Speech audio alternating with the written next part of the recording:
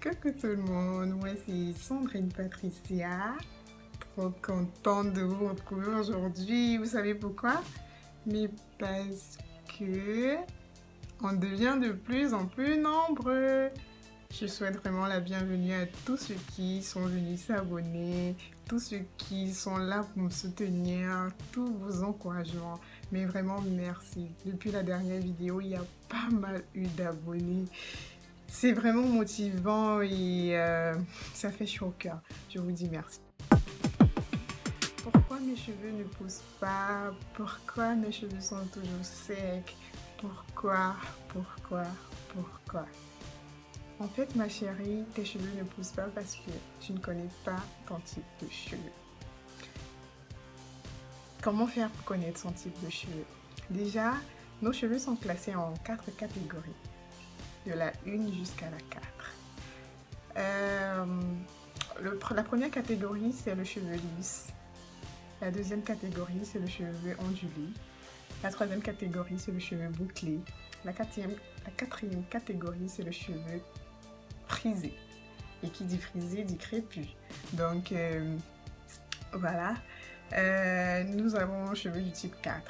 Bon, tous les points que je vais citer là maintenant, je pense que c'est important, mais pas très important.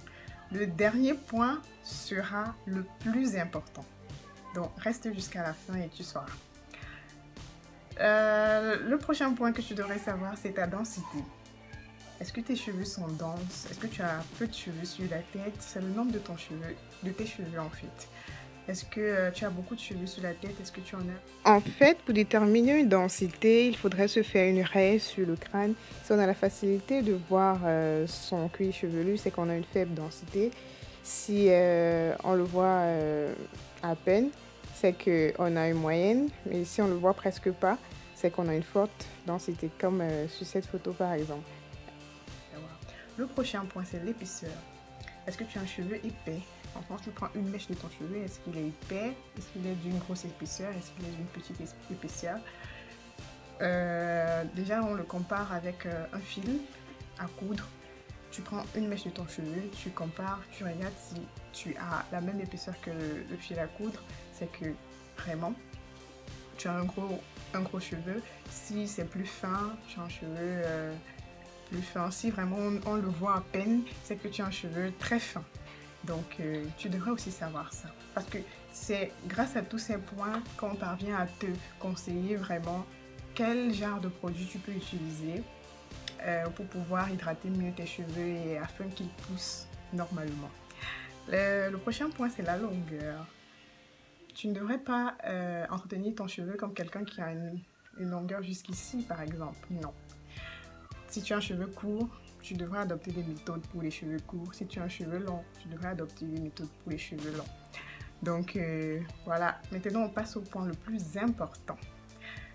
Pour celles qui ont eu l'habitude de me contacter, en fait, pour celles qui m'ont déjà contacté avant, savent que la première question que j'ai eu à leur poser, c'est « Est-ce que tu connais ta porosité? C'est quoi ta porosité ?» Et ils me répondent « Mais Sandrine, je ne connais pas ce que c'est que la porosité. » C'est le gros problème. Nous tous, nous devrions connaître notre porosité. C'est le seul point qui t'aide réellement à savoir comment entretenir ton cheveu, quel genre de produit que tu devrais lui apporter, quelle est la méthode que tu devrais utiliser pour administrer ce produit sur tes cheveux. C'est quoi la porosité? La porosité, c'est la capacité de ton cheveu à absorber un produit, à absorber de l'hydratation. Donc, comment on fait pour faire un test de porosité? Je vais mettre une photo d'illustration là et je vous explique. On prend un verre d'eau, on prend sa mèche de cheveux, je dis bien une mèche, pas une touffe, sa mèche de cheveux, au préalable lavée parce que ça doit être propre et on met cette mèche dans le verre d'eau. Si après 5 minutes tu reviens, tu trouves que la mèche est au fond de l'eau, c'est que tu as une porosité forte. Si la mèche est au milieu, c'est que tu as une porosité normale. Si la mèche est restée en surface, c'est que tu as une porosité faible. Voilà, là tu connais ta porosité, c'est aussi facile que ça. C'est à ce moment-là que je pourrais te dire, voilà, utilise tel produit, n'utilise pas tel autre. Adopte telle méthode, n'adopte pas telle autre méthode.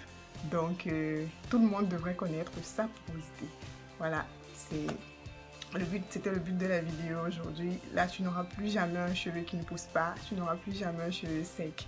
Donc, vous qui vous êtes déjà abonnés, je vous invite à aller tirer les tatas, les tontons, tout le monde. Ouais, tout le monde doit avoir de beaux cheveux en 2020. Donc, les voisines, les amis, n'hésitez pas à partager ma vidéo et tout. Je vous veux davantage sur ma chaîne afin qu'en 2020, pardon, on ne puisse plus avoir des gens avec des cheveux secs. Donc, suivez-moi sur mes pages Facebook, Instagram et n'hésitez pas de regarder mes anciennes vidéos afin de pouvoir mieux comprendre comment j'ai fait pour y arriver. Parce que je dis toujours, si moi j'y suis arrivée, toi aussi tu peux y arriver. Allez, aux prochaines vidéos. Bisous! Coucou, j'ai eu l'idée de récapituler un peu en vous donnant les caractéristiques de mon cheveu de type 4, densité moyenne, épaisseur moyenne, longueur en peak length d'après les anglo-saxons, ça veut dire longueur au niveau des aisselles, porosité faible. Donc voilà un peu les caractéristiques de mon cheveu. Bisous!